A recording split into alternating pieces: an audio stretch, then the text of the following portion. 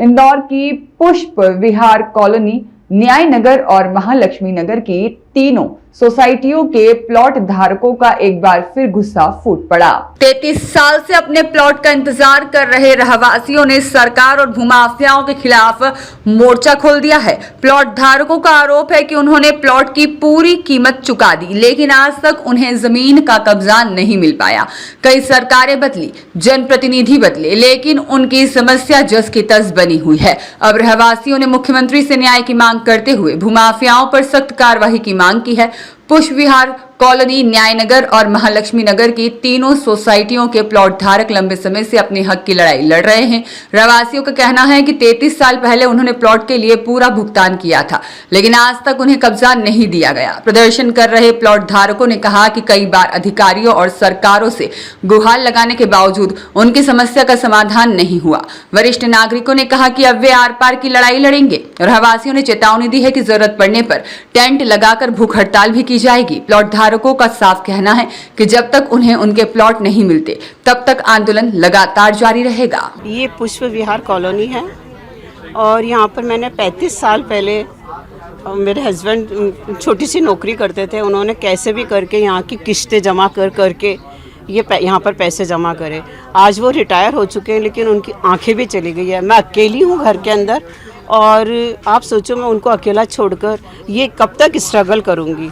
मेरे को भी पैसों की ज़रूरत है। कुछ सोचकर ही हमने ज़िंदगी के लिए इन्वेस्टमेंट किया था, लेकिन कुछ मिल नहीं रहा। गवर्नमेंट पता नहीं क्या चाहती है। आपने उस समय कितने का प्लाट लिया था और आज क्या वर्तमान में जो कीमत है आज क्या है? वर्तमान की कीमत तो मैं कैसे बता सकती हूँ। आपने उस वक्त कितने में प्लॉट खरीदा था? वो तो किस्तों में लिया था, तो मेरे हस्बैंड ने लिया, मुझे नहीं मालूम इसके बारे में। अब आप क्या चाहते हैं? हम तो यही चाहते हैं कि मेरे को जो ये इतने सालों से जो हमने संघर्ष किया ना, उसका रिजल्ट आए।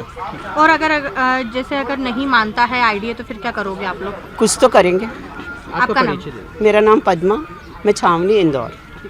भाई साहब, आज यहाँ पर आप लोग सब प्रदर्शन कर रहे थे, क्या कारण है? देखिए मैडम, इसमें 13 कॉलोनियों में से 3 कॉलोनी के अधिकांश सदस्य हाजिर हुए हैं और ये सभी योजना 171 से पीड़ित हैं। प्राधिकरण को ये अधिकार है कि वो किसी खाली खेतों पर जहाँ पे कोई रहवास ना हो, प्लॉट ना हो, वहाँ स्कीम लगा के उसका नियोजित विकास करती है, रोड का, बगीचे का, और ये करती है।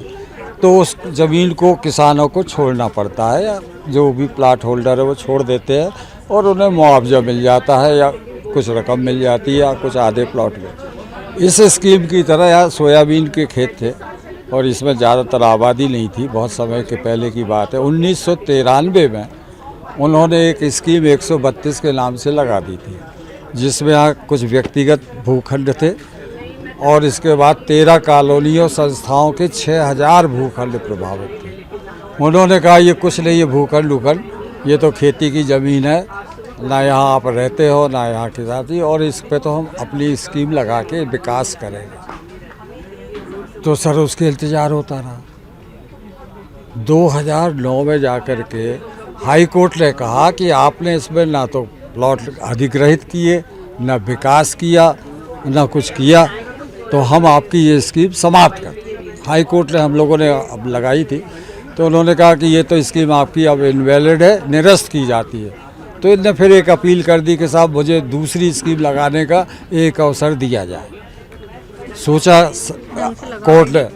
कोर्ट ने सोचा कि भाई ठीक है, अगर तुम कुछ विकास कर सकते हो तो एक दूसरी स्कीम लगा दो। तो 132 तो समाप्त हो गई, 171 लगा दी 2009 में। वो 2026 तक चल रही है, आज भी वो चालू है। ना हम विकास कर पा रहे, ना प्लॉट में मकान बना रहे। प्राधिकरण का जब तक एनओसी नहीं मिलेगा तब तक नगर निगम कहता मैं नक्शा पास नहीं कर सकता। वो भी किससे खरीदे थे आप लोगों ने ये प्लॉट? एक संस्थाएं रहती हैं, गृह निर्माण संस्थाओं के नाम सुने होंगे, हजारों की संख्या में है यहाँ। उनसे प्लॉट खरीदे थे आपने? उनमें हम लोग सदस्य बनते थे। सदस्य बन के प्लॉट अगर होता है तो हमें मिलता था। तो 90 में मिला था हमें।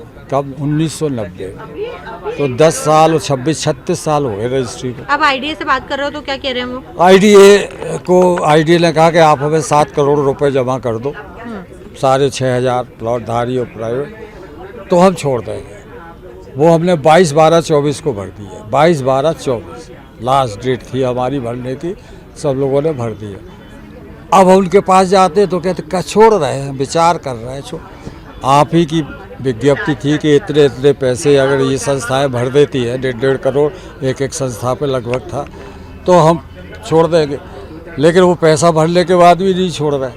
तो आप इतना अपराध है, इतना अन्याय है कि हमारी समझ से परे है। अब आप क्या करेंगे? आप तो अब हम आंदोलन करेंगे। आज तो हमने आपको बुला करके अपनी बात सीएम तक पहुंचाने को, पीएम तक पहुंचाने को बुलाया है, लेकिन हम बहुत जल्दी 10-15 दिन के बाद आंदोलन की रूपरेखा बना रहे हैं। उस आंदोलन में हम लोग भूख हड़ताल भी कर सकते हैं, आवरण भी कर सकते हैं। ये आंदोलन आप कहाँ करेंगे? यहाँ करेंगे या यहाँ से कहीं जाएंगे? हम कोशिश तो करेंगे कि प्राधिकरण के प्रांगण में करें या रैली निकाल के वहाँ तक जाए, और इस प्रकार से कुछ हमारा योजना है जो आज शाम तक हो जाएगी सभी लोगों से मिलकर। क्या क्या क्या कहना चाहेंगे आप? हम तो ये सीएम से कहना चाहते हैं, भरोसा है कि सर हमारे को छोड़ दो, ये तमाम सीनियर सिटीजन है, शहरवासी है, इनको ज़्यादा अन्याय ना हो, आप ही छुड़वा सकते हैं। हमें सीएम पे थोड़ा भरोसा है, क्योंकि वो इंदौर आकर तुलसी नगर में ये आश्वासन दे गए थे कि हम आप लोगों को सौगात देने जा रहे हैं। भूल गए होंगे, ज़्यादा काम रहता है तो किसी भी प्रकार से ऐसी स्थिति हो सकती है। तो हम पहले ये इंतज़ार करेंगे कि सीएम इस बीच में 10-15 दिन में कोई आश्वासन देते हैं तो अच्छा है, हम लोगों को आंदोलन ना करना पड़े। ब्यूरो रिपोर्ट, सत्याग्रह न्यूज़, मध्य प्रदेश।